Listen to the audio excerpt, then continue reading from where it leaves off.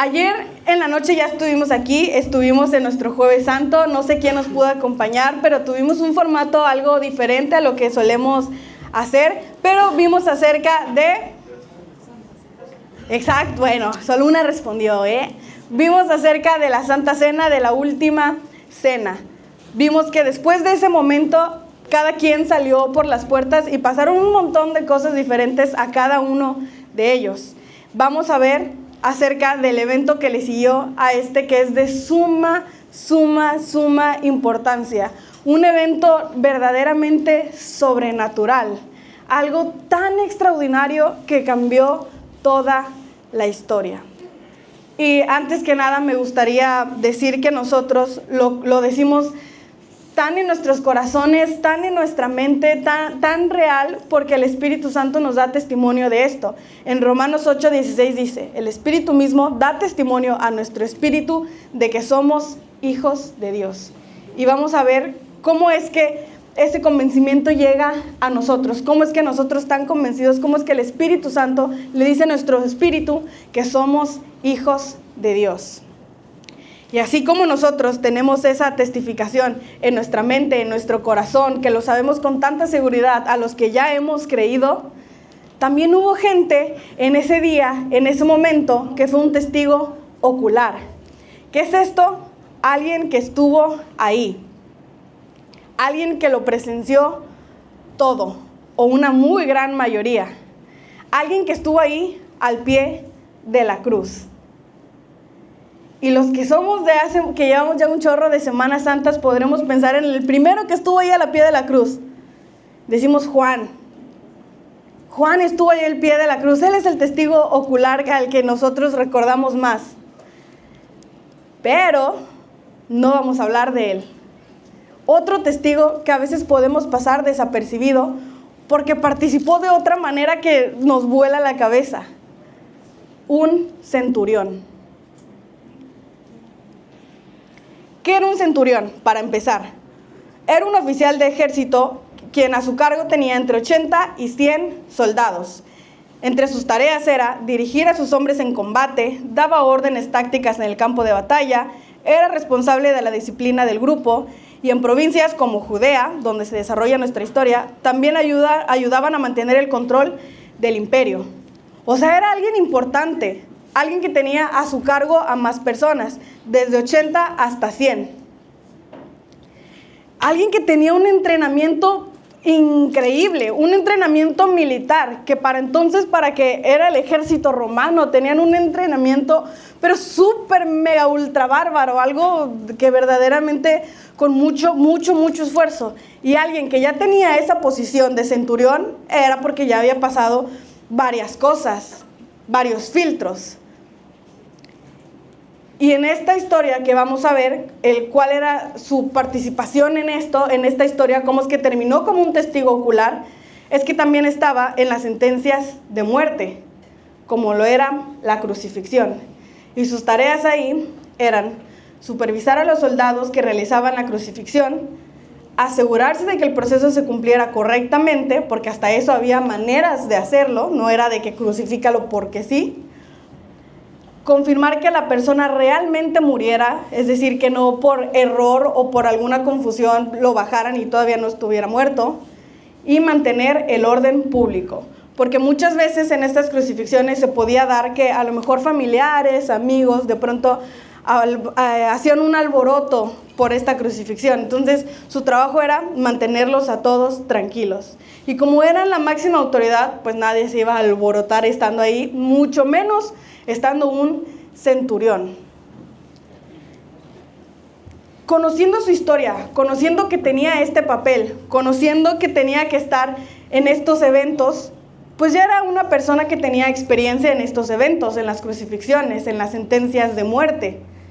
Ya había visto un montón. A lo mejor algunas cuando solamente era un soldado, a lo mejor él estaba a cargo, tenía un encargado. También le tocó alguna crucifixión. También después, cuando ya se volvió centurión, le tocaron otras. Porque la cruz era una forma de tortura y de castigo bastante común, pero eso sí, solamente se le daba a las peores personas que pudieras pensar. Entonces él ya había estado en varias. Ya había presenciado ese acto de una persona que pasa todo ese proceso que ahorita vamos a ver y al final terminaba en la cruz. Lo que yo creo que no se imaginaba en este momento a lo que le iba a tocar esta nueva crucifixión es que iba a ser algo diferente. No iba a ser una crucifixión como las que había pasado antes. Esas cruces se alzaban para mostrarle al pueblo que básicamente se portaran bien. Que mira, si haces algo malo, puedes terminar ahí.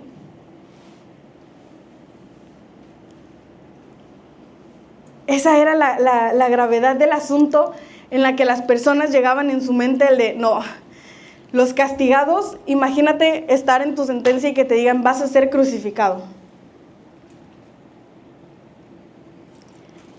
A la gente que le daban esta sentencia, el miedo yo creo que les recorría todo el cuerpo, el frío les recorría todo el cuerpo.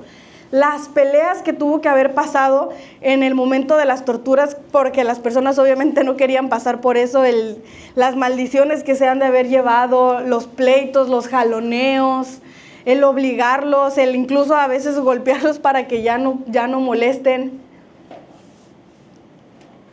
Y esta era empezaba siendo muy, muy diferente. Para llegar a la cruz tenías que tener un juicio donde te declaraban culpable. Entonces yo creo que en el caso tan extraordinario de Jesús, llegaron con el centurión y le dijeron, pues le toca crucifixión, ya lo declararon culpable. Me imagino al centurión o que le hayan dicho, oye, es que este va a estar rarísimo. O sea, yo sé que hemos hecho varias crucifixiones, pero la de este hombre va a estar rarísima, porque para empezar, Pilato no le encontró culpa. Lo llevaron a un juicio y no le encontraron culpa. Y como quiera lo van a crucificar. Es más, lo llevaron con Herodes y lo mismo, se burlaron un rato de él y lo regresaron, pero tampoco hubo gran culpa. Me imagino al centurión como pensando, o sea, ¿van a crucificar a un hombre inocente? ¿Alguien que no merece la cruz? ¿Lo van a crucificar? ¿Nos toca hacer esta crucifixión? Sí, sí está muy, muy, muy raro el tema. Dicen que porque se dice el rey de los judíos. Y yo creo que ahí empezó alguna cuestión de duda en la mente del centurión, el decir, es inocente. Pero él tenía que cumplir su tarea. Y tenía que empezar el camino que iba a llevar a esa cruz. En Mateo 27 dice, entonces los soldados del gobernador llevaron a Jesús al pretorio y reunieron alrededor de él a toda la compañía, y desnudándole, le echaron encima un manto de escarlata y pusieron sobre su cabeza una corona tejida de espinas y una caña en su mano derecha. Hincado la rodilla delante de él, le encarnecían diciendo, salve rey de los judíos. En esa burla, en esa tortura, también ahí estaba el centurión. Los latigazos que le tocaban a las personas que iban a ser crucificadas no era solo un látigo y golpes, que de por sí, imagínate el dolor. Si de por sí cuando con una liga por error haces esto, duele horrible y te queda rojo, imagínate latigazos a propósito. Y que no eran látigos normales, tenían como unos dientitos que se clavaban en la piel y se llevaban piel consigo. Era la máxima tortura. Y en eso estaba participando el centurión. A lo mejor ya con alguna duda de decir, ay, es que es inocente. Pero bueno, castiguémonos conforme a su delito.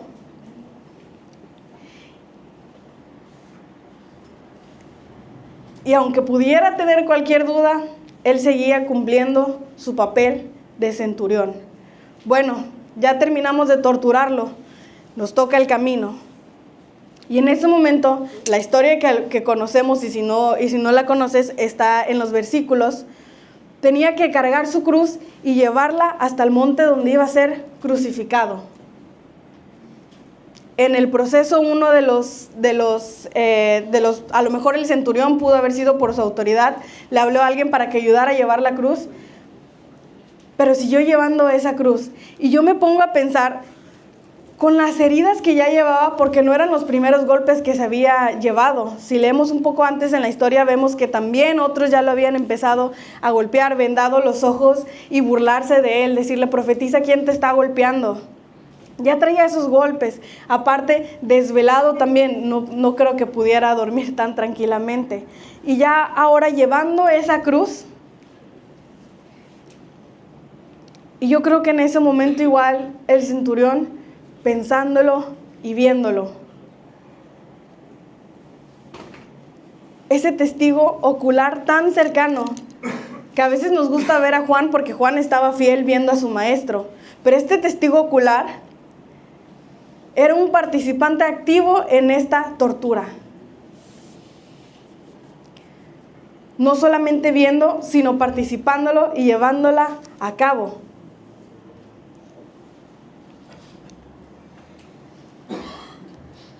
La cruz, su objetivo era infligir la máxima vergüenza y tortura a la víctima.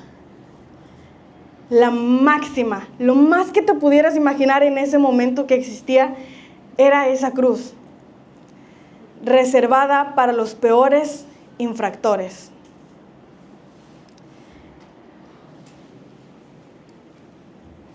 A veces decimos la cruz y ya lo imaginamos como las ilustraciones que nos ponen en las iglesias o las que hay en internet, pues solamente una cruz con un hombre ahí. Pero había un proceso para llegar a eso, desde toda la tortura, desde la caminata ya con la espalda lastimada, ya con la cruz cargando. Imagínate cargar una cruz tan pesada, todo lastimado. Y luego llegar ahí y seguía la tortura. Tan tortura era que le ofrecían a los que iban a ser crucificados una bebida que los ayudaba a relajar un poco lo que sentían de dolor. Y que Jesús rechazó. Y ahí me imagino al centurión, que habrá hecho tantas crucifixiones, que habrá llegado con varios y rápido se tomaron el alivio para dejar de sentir a lo que sea un poco, que Jesús la haya negado.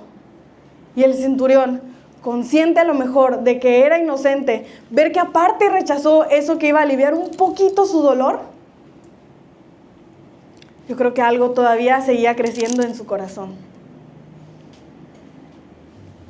Esa bebida era para aguantar lo que venía, porque entonces ahora era ponerlo en esa cruz, extender todo lo que se pudieran las manos y clavar por aquí unos clavos enormes, en un punto súper estratégico para que cuando estuviera colgado no se desgarrara y pudiera seguir colgado.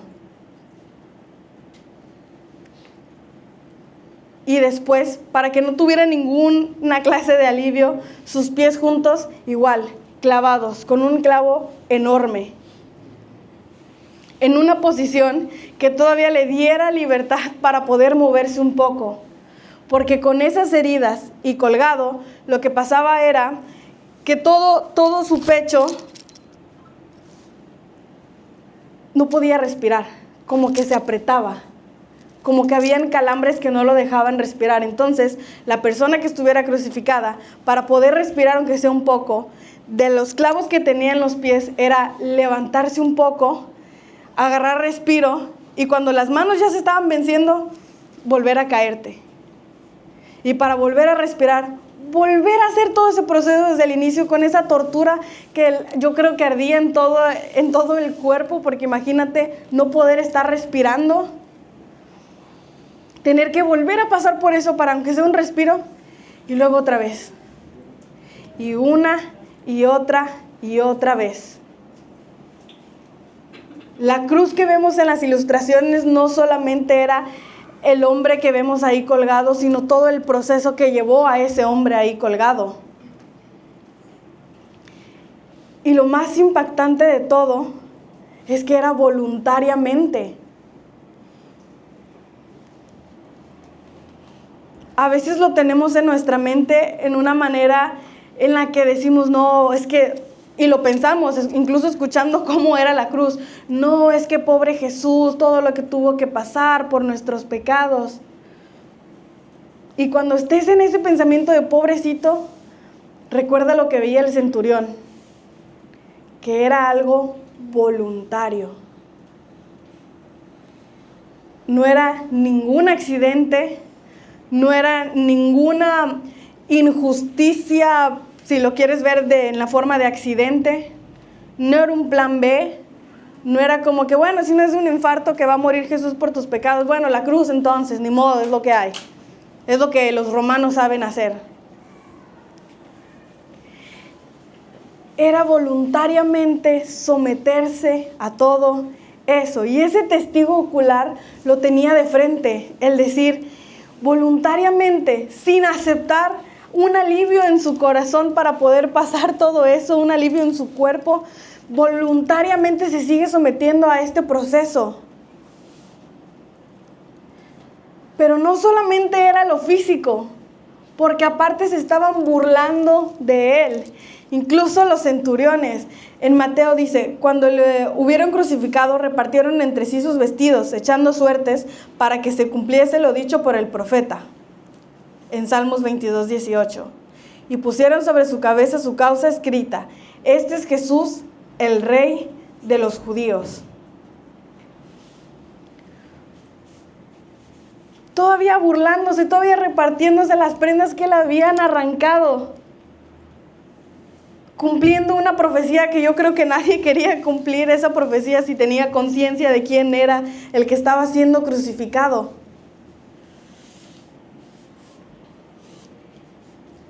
Y el centurión, viendo que todo era voluntario, que todo el tiempo en silencio, sin pelear, sin decirles no es justo, sin decirles mejor dénselo a mi madre que se va a quedar sin mi protección, por ejemplo. Colgado junto con dos personas que sí merecían esa cruz y sin decir nada.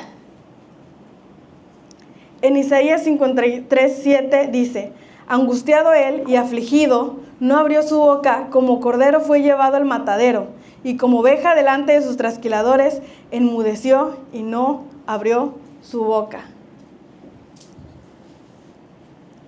Un hecho histórico que estaba viendo el centurión. Después de tantas crucifixiones, esta era exageradamente diferente a todas.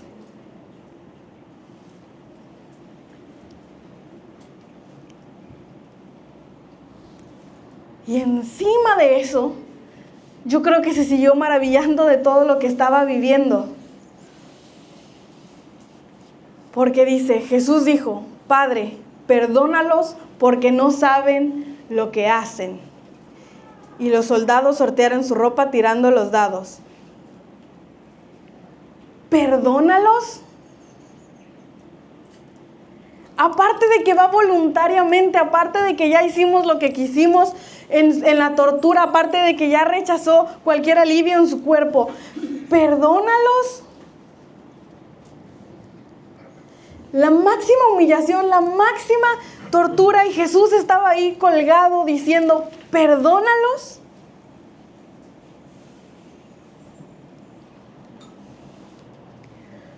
Perdónalos.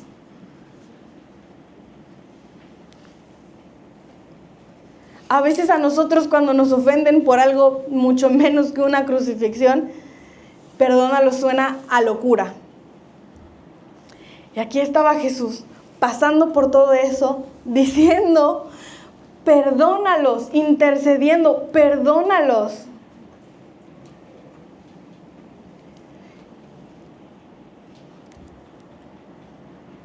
La crucifixión la dieron, fue a causa, como lo podemos leer o ver a simple vista, por los líderes religiosos, la multitud que a lo mejor quería ver sangre. Pero la verdadera razón por la que eso estaba pasando voluntariamente, no un accidente, no un plan B, es que tú y yo necesitábamos perdón de nuestros pecados.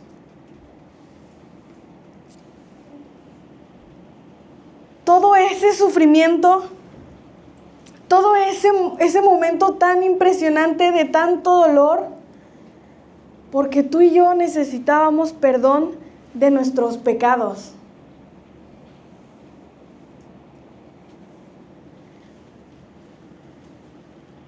Jesús siendo inocente, no hizo nada para merecer eso. Y sin embargo, ahí estaba Él. Perdónalos. Para que nuestros pecados pudieran ser perdonados. Dios utilizó los deseos malvados de los hombres malvados para lograr el mayor bien, la provisión de la salvación para la humanidad. Eso que nosotros vemos tan horrible, que lo leemos tan horrible y nos metemos a investigar. Hay un chorro de artículos que te especifican así punto por punto cómo fue la crucifixión, en qué parte exacta le pusieron los clavos, en qué podríamos comparar el sentimiento de ser crucificado, pensando y culpando a los judíos de que no, hombre, es que cómo no pudieron reconocer a Jesús como su rey, cómo no pudieron entender el mensaje que él traía, cómo pudieron traicionarlo de esa manera. Y la razón principal era para que tus pecados y mis pecados fueran perdonados.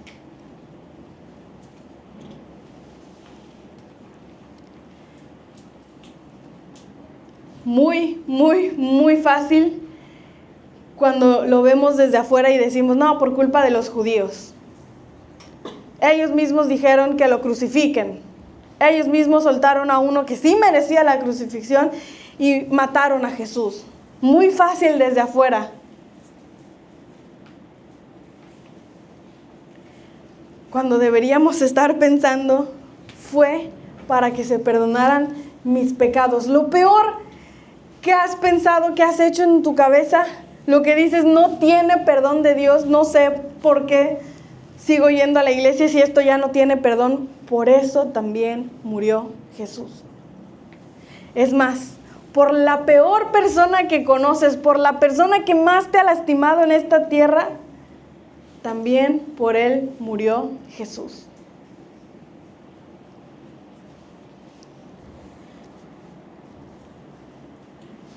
Y siguió viendo cosas del centurión.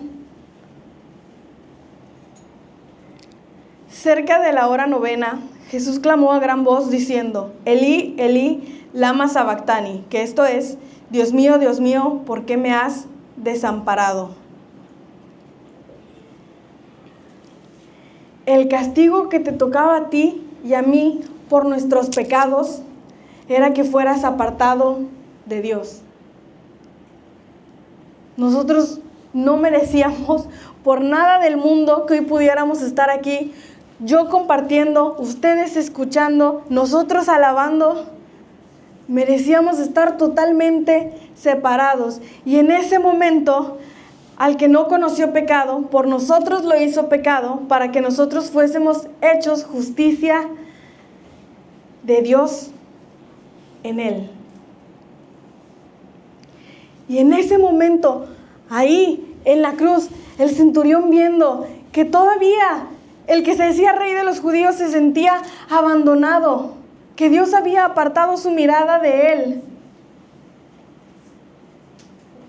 Yo no sé qué tanto habrá él escuchado alguna vez de las palabras o del mensaje que Dios tenía para él.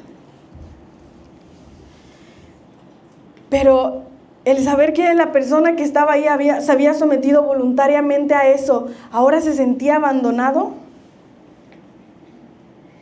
Y nosotros hoy sabemos que ese era el castigo que nos tocaba a nosotros. Que por más cosas que hiciéramos, por más leyes que pudiéramos cumplir, por más recta la vida creyéramos que llevamos, no merecíamos nada. Y Jesús, en esa cruz, voluntariamente, les vuelvo a recordar, también pasó por eso.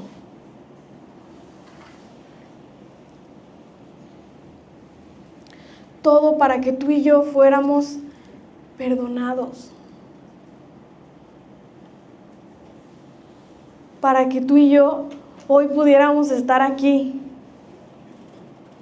Para que tú y yo hoy pudiéramos tener una esperanza viva. Que un día estaremos en la eternidad con Él. Y que la muerte no tiene más poder sobre nosotros. Porque como hoy nos testifica el Espíritu Santo, gracias a este sacrificio, somos hechos hijos de Dios. Pero el centurión siguió viendo cosas. Cuando Jesús entregó el Espíritu, como escuchamos en la alabanza, pasaron cosas sobrenaturales. Para un evento sobrenatural, para algo que cambió el mundo espiritual para siempre. Dice, la tierra tembló y las rocas se partieron y se abrieron los sepulcros y muchos cuerpos de santos que habían dormido se levantaron y saliendo de los sepulcros, después de la resurrección de Él, vinieron a la santa ciudad y aparecieron a muchos. Y aquí, finalmente, después de todas las cosas que vio, vemos algo diferente en el centurión. El centurión y los que estaban con él, guardando a Jesús, visto el terremoto y las cosas que habían sido hechas, temieron en gran manera y dijeron, verdaderamente este era Hijo de Dios. De lo que tantos habían burlado, de lo que marcó el paso de cómo iba a ser la tortura, gracias a esa burla, finalmente lo reconocieron. Yo no sé en qué parte, no sé en qué momento, él empezó a hacer más clic en su cabeza y decir, creo que estamos haciendo algo mal, porque verdaderamente este es el Hijo de Dios. Y vemos al centurión y su encuentro con Jesús. En otro libro dice, y el centurión que estaba frente a él, viendo que después de clamar había expirado así, dijo, verdaderamente este hombre era Hijo de Dios. Y en ese momento lo reconoció. Al final, yo no sé qué pasó con ese testigo ocular. No sé si a partir de ahí cambió totalmente su vida. No sé si después empezó a hacer las cosas diferentes. No sé, ya no narra más. Pero sí sé que en ese momento hizo una declaración importantísima para su vida. Este es el Hijo de Dios.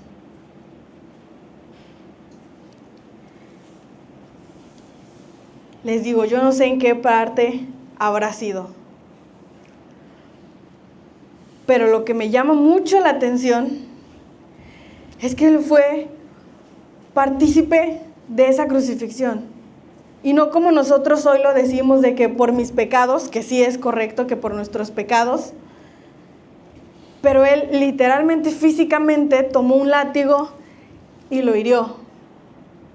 A lo mejor fue él mismo el que lo obligó a cargar esa cruz. A lo mejor él puso alguno de los clavos.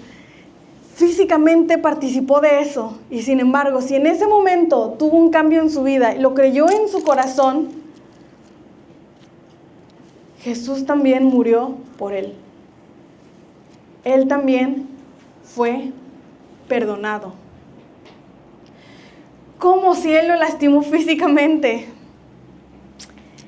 Esa es la gracia. Que en ese momento, en el momento en el que él creyera, también fue perdonado.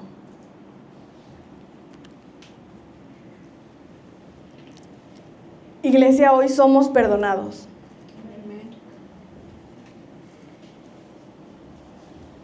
De lo que te pueda estar pasando por tu cabeza, el pecado que más te duela que hayas hecho, es perdonado.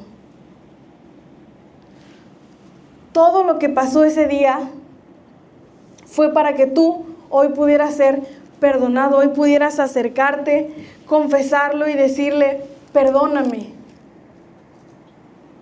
De todo corazón, perdóname. Y hay dos aspectos de todo esto que quiero que empecemos a reflexionar. ¿A quién no has perdonado? Está muy, muy, muy bonito cuando decimos, yo soy perdonado, a mí me perdonó Dios. A través de ese sacrificio a mí me perdonó. Pero tú, ¿a quién no has perdonado? Piensa en ese sacrificio, piensa lo peor que tú pudiste hacer y que Jesús voluntariamente fue a esa cruz a que fueras perdonado. ¿Y tú? ¿A quién no has podido perdonar? ¿Pareja, papá, mamá, una iglesia, un pastor? ¿A quién no has podido perdonar? Perdonar, les digo de una vez, no es fácil. Es más, el perdón de nuestros pecados tomó una cruz. Tuvo que haber una cruz para que nosotros fuéramos perdonados. No es fácil perdonar. Y no te estoy diciendo en este momento de que, olvídalo, lo que te hizo es una cosa tan pequeña que no vale la pena. A lo mejor te lastimó mucho en tu corazón.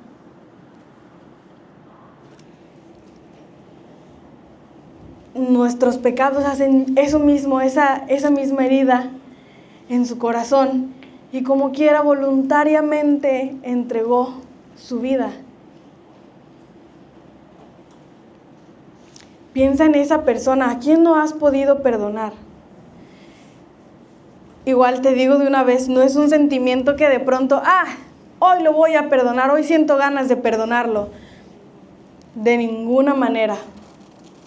Es una decisión que tienes que empezar a tomar, a soltar ese rencor y decidir perdonar.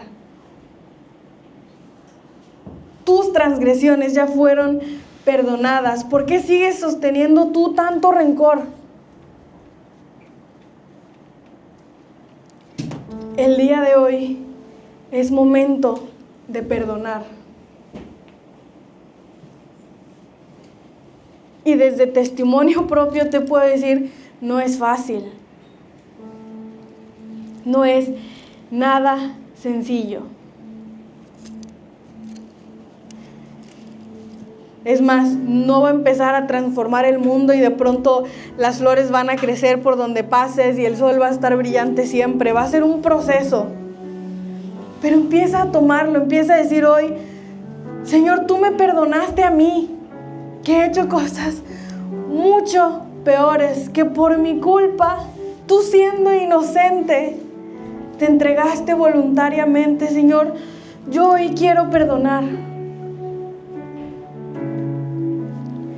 Y nuestro segundo aspecto, ¿crees de verdad? Y de verdad piénsalo, porque a veces está solo en nuestro consciente. ¿Crees que tu pecado es tan grande que no lo cubre la cruz? ¿Crees que eso que hiciste de verdad debería mantenerte lejos de Dios? Que tú decidas alejarte de Dios. Créeme, Él no se aleja de ti. Eso ya lo tuvo que pasar Jesús por nosotros.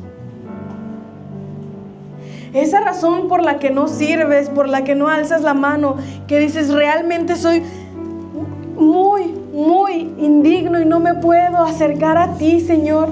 ¿Tú crees que eso no lo cubrió la cruz? Fue un proceso larguísimo.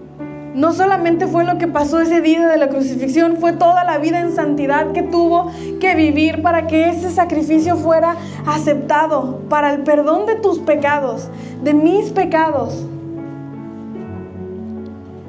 ¿Y tú de verdad crees que lo que estás pensando, que lo que hiciste, te puede mantener lejos de Dios? ¿Crees que la vida que has llevado hasta ahora, de todo lo que a lo mejor aquí has escuchado o te han dicho en otro lugar, toda esa vida te puede mantener lejos de Dios?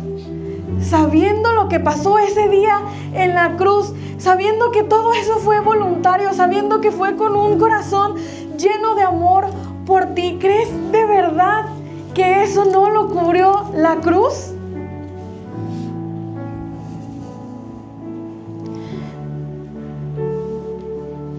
¿De verdad crees que ese amor tan inagotable, ese plan que empezó en el momento en el que la humanidad cayó, ese plan que empezó para volvernos a traer a Él, tú de verdad crees que lo que has hecho, que lo que estás pensando, que si no vienes y lo confiesas, tú de verdad crees que Jesús va a decir no, eso vale más que la cruz, más que toda la tortura que se tuvo que pasar ese día? ¿De verdad lo crees? Un amor tan grande, tan inagotable, tan precioso, tan perfecto, tan sacrificial. ¿Y tú crees que eso tu pecado le puede ganar a eso?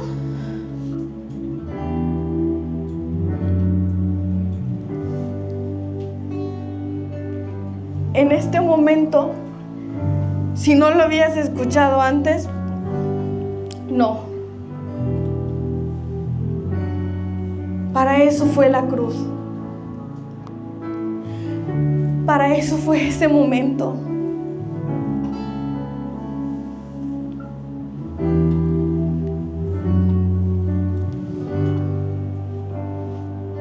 No sé cuál de las dos sea tu situación en esta noche, en este momento.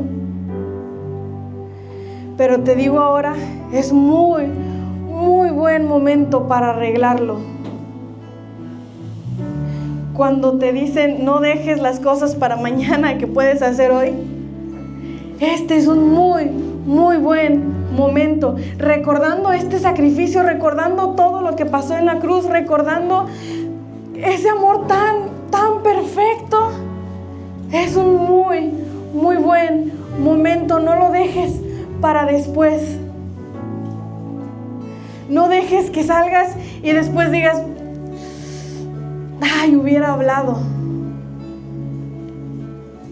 Créeme, el perdón sigue ahí va a seguir. Pero ¿para qué lo sigues posponiendo? Si ya te tomó hasta hoy empezar a perdonar a aquellos que te han lastimado, o empezar a ver que la cruz es suficiente para cubrir tu pecado, ¿por qué no empiezas hoy?